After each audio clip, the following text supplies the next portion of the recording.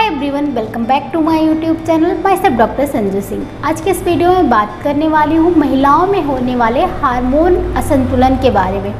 जब भी hormonal imbalance होता है, चाहे वो महिला हो चाहे पुरुष, दोनों में ही प्रॉब्लम्स आती हैं, लेकिन फीमेल्स में यानी महिलाओं में ये प्रॉब्लम ज़्यादा देखने को मिलती है, क्योंकि हार्मोनल इम्बैलेंस की वजह से उनको और भी ज़्यादा दिक्कतें होने लगती है, जैसे कि पीरियड्स इरेगुलर होना, वेट गेन होना, हेयर फॉल होना, एक्ने पिंपल्स होना, या फिर इनफर्टिलिटी जैसी प्रॉब्लम्स आने लगती हैं। बच्चा जो है बच्चा नहीं होता, प्रेगनेंसी नहीं ठहर पाती, तो इस तरह की दिक्कतें आने लग जाती हैं। तो आज मैं इस वीडियो में डिटेल में आपको बताने वाली हूँ कि हार्मोनल इम्बैलेंस क्या होता है, इसके लक्षण क्या होते हैं, इसके कारण क्या होते हैं, इसका मैनेजमेंट आप घर पे कैसे कर सकते हैं, साथ ही होम्योपैथी का इसमें क्या अप्रोच होता है, होम्योपैथी इसमें आपको कैसे हेल्प कर सकती है, इसके बारे में भी बताने वाली हूँ। तो वीडियो बहुत इन्फॉर्मेटिव होने वाला है, एंड तक ज़रूर देखिएगा। चलिए वीडियो को स्टार्ट करते हैं। दोस्तों, वीडियो में आगे बढ़ने से पहले अगर आपने मेरे चैनल को अभी तक सब्सक्राइब नहीं किया तो सब्सक्राइब करके बेल आइकन ज़रूर प्रेस कर लीजिएगा। इससे आपको मेरी अपकमिंग वीडियोज़ की नोटिफिकेशन मिलती रहेगी और आप मेरा एक भी वीडियो मिस नहीं करेंगे। अब बात करते हैं हार्मोनल इम्बैलेंस के बारे में। तो हार्मोनल इम्बैलेंस को समझने से पहले हमें ये समझना होगा कि हार्मोन्स क्या होते हैं। हार्मोन्स होते हैं एक तरह के केमिकल मैसेंजर होते हैं जो हमारी बॉडी में ब्लड के थ्रू जो है रन करते रहते हैं और हमारे सारे टिश्यू ऑर्गन्स को बताते रहते हैं कि उनको करना क्या है। और ये हमारे बॉडी के बहुत सारे इंपॉर्टेंट जो फंक्शंस होते हैं उनको रेगुलेट करते हैं, उनको मैनेज करते हैं, जैसे कि फर्टिलिटी हो गया, मेटाबॉलिज्म हो गया। तो इसके लिए हार्मोन्स बहुत ज़्यादा ज़रूरी होते हैं कि बैलेंस में रहें। जब भी हार्मोन्स या तो आपको ज़्यादा हो जाएंगे या कम हो जाएंगे, तो इसकी वजह से आपको प्रॉब्लम्स आने लग जाएंगी। महिलाओं में कुछ ऐसे टाइम्स होते हैं जहाँ पे ये खुद ही अप एंड डाउन होते हैं, जैसे कि पीरियड्स के टाइम हो गया, प्रेगनेंसी के टाइम पर हो गया, ब्रेस्ट फीडिंग के टाइम पे हो गया, मेनोपॉज के टाइम पे हो गया। यहाँ पे naturally he up and down होते रहते हैं और इसकी वजह से कुछ प्रॉब्लम्स या सिम्टम्स महिलाओं में देखने को भी मिलता है।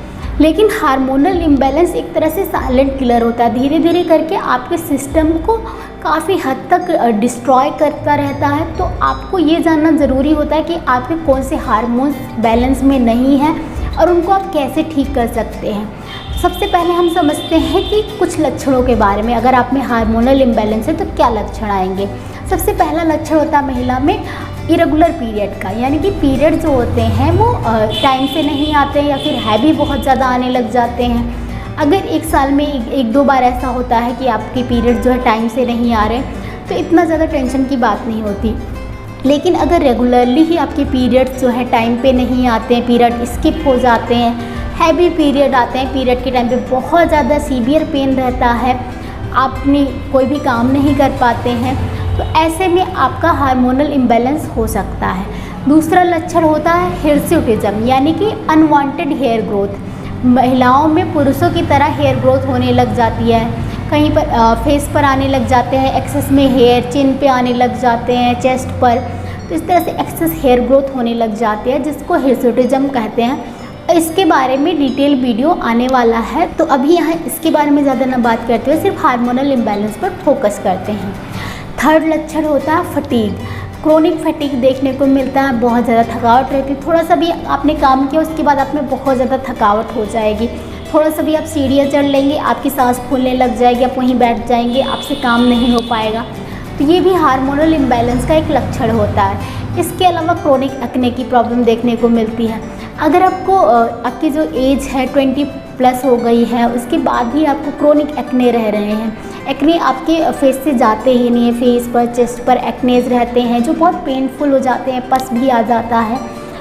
तो इस तरह की अगर प्रॉब्लम आपको है तो ये भी हार्मोनल इम्बैलेंस का एक लक्षण हो सकता है। इसके अलावा एकैंथोसिस नाइग्रिकेंस, यानी आपकी जो स्किन होती है वो डार्क होने लग जाती है, स्पेशली जो आपकी स्किन फोल्ड की स्किन है, जैसे कि नेक की स्किन हो गई, बिलो ब्रेस्ट की हो गई, ग्राइन रीजन की हो गई, यहाँ की स्किन अगर डार्क होने लग जाए तो ये भी हार्मोनल इम्बैलेंस का एक लक्षण होता है। साथ ही साथ अगर आपको अनवांटेड या तो वेट गेन होने लग गया है, एकदम अचानक से आप में बहुत ज़्यादा वेट गेन होने लगा है, या फिर अनएक्सपेक्टेड आपको वेट लॉस हो जाता है, सडनली आपका बहुत ज़्यादा वेट लॉस हो जाता है, तो ये भी हार्मोनल इम्बैलेंस का एक लक्षण होता है। इसके अलावा अगर आपको हेयर फॉल बहुत होता है, थिनिंग ऑफ हेयर हो रही है, हेयर फॉल हो रहे हैं, तो ये भी हार्मोनल इम्बैलेंस का एक लक्षण हो सकता है। इसके अलावा मेमोरी प्रॉब्लम बहुत देखने को मिलती है, anxiety, memory problem, forgetfulness, mood swings, ये सारी चीज़ें तो बहुत ज़्यादा देखने को मिलती है हार्मोनल इम्बैलेंस के केसेस में। साथ ही साथ स्लीप भी बहुत ज़्यादा डिस्टर्ब रहती है, नींद आपको अच्छे से नहीं आती है, अनरिफ्रेशिंग स्लीप रहती है। जब आप सोने के लिए लेटते हैं तो करवटें बदलते रहेंगे, नींद नहीं आएगी प्रॉपर तरीके से।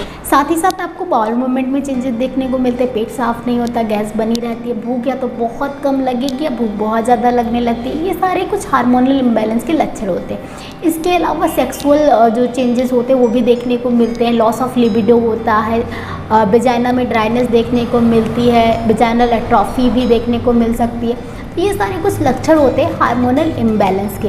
हार्मोनल इम्बैलेंस होता क्यों है, किस कारण से होता है? कई बार बहुत ज़्यादा कोई सीवियर कारण प्रेजेंट नहीं होता, बस आपकी लाइफ स्टाइल इतनी ज़्यादा ख़राब हो चुकी होती है कि इसकी वजह से आप में हार्मोनल इम्बैलेंस स्टार्ट हो जाता है। स्ट्रेस बहुत बड़ा फैक्टर होता है हार्मोनल इम्बैलेंस का।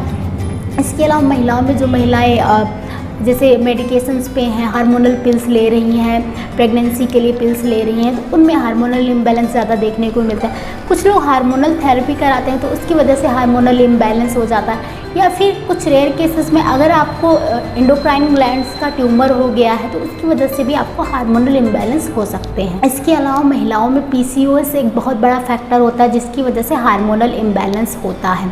अब बात करते हैं कि अगर आप में हार्मोनल इम्बैलेंस है तो आप इसका पता कैसे लगाएंगे। लक्षण तो चलो आप में आ रहे हैं, तो लक्षण आ रहे हैं, अब आपको टेस्ट कराना है। इसके लिए ब्लड टेस्ट होता है, हार्मोनल एस्से होता है, जिसमें आपके हार्मोन्स टेस्ट किए जाते हैं, जैसे कि आपका TSH, T3, T4, आपका LH, FSH, एस्ट्रोजन हो गया, टेस्टोस्टेरोन हो गया।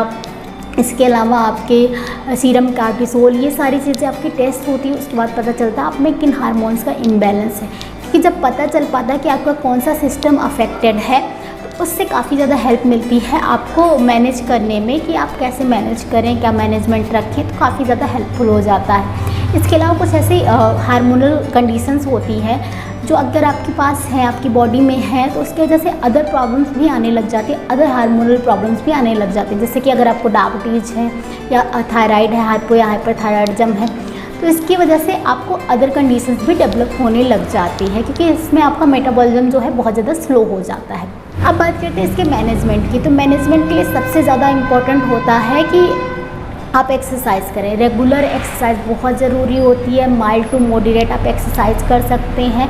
हफ्ते में कम से कम 5 दिन 40 मिनट से लेकर 1 घंटे की आप एक्सरसाइज कीजिए। इसमें आप रनिंग कर सकते हैं, जॉगिंग कर सकते हैं, स्विमिंग कर सकते हैं, डांस कर सकते हैं, जो भी आपको पसंद हो, आपको एक्सरसाइज ज़रूर कीजिए। दूसरा होता है डाइट। डाइट भी बहुत इंपॉर्टेंट होती है। आप हाई प्रोटीन डाइट लीजिए।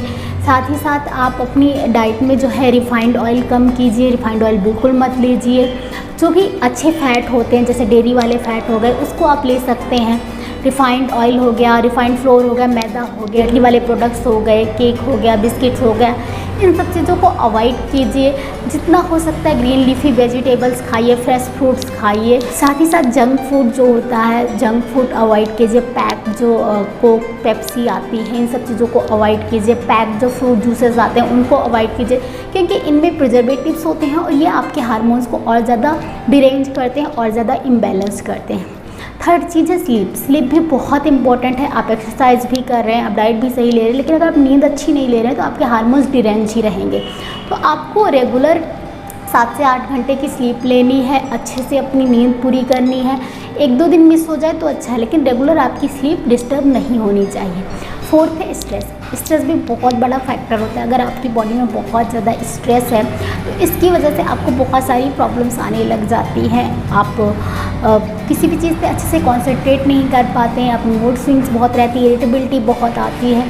तो स्ट्रेस को मैनेज करना बहुत ज़रूरी। आजकल की लाइफस्टाइल ऐसी हो गई कि स्ट्रेस बहुत ज़्यादा रहता है और कहना आसान है, मैनेज करना बहुत टफ होता है। लेकिन आप ट्राई कीजिए, जो भी चीज़ें आपको काम करती हैं, जिससे आपको हैप्पीनेस मिलती है, आप वो चीज़ें ट्राई कीजिए। जैसे म्यूजिक सुनना हो गया, या फिर आप योगा कर सकते हैं, मेडिटेशन कर सकते हैं। बहुत सारी थेरेपीज़ होती हैं जो आपको इसमें हेल्प कर सकती हैं। तो जो भी आपको कंफर्टेबल लगे वो चीज़ आप कीजिए और अपने स्ट्रेस को मैनेज कीजिए, दोस्तों ये हो गया जनरल मैनेजमेंट की बात, जिससे आप अपने हार्मोनल इम्बैलेंस को काफ़ी हद तक मैनेज कर सकते हैं। अब बात करते हैं होम्योपैथी इसमें आपको कैसे हेल्प कर सकते हैं। होम्योपैथी मेडिसिन जो होती है हार्मोनल इम्बैलेंस के लिए बहुत इफेक्टिव होती हैं, लेकिन इसके लिए मैं आपको बस यही सजेस्ट कर सकती हूँ कि आप किसी भी होम्योपैथिक डॉक्टर को विजिट करके ट्रीटमेंट लीजिए, क्योंकि आप में क्या लक्षण आ रहे हैं या फिर आपके कौन से हार्मोन्स जो हैं वो अप या डाउन हुए हैं, इन चीज़ों से आपकी मेडिसिन जो है काफ़ी हद तक चेंज हो जाती है।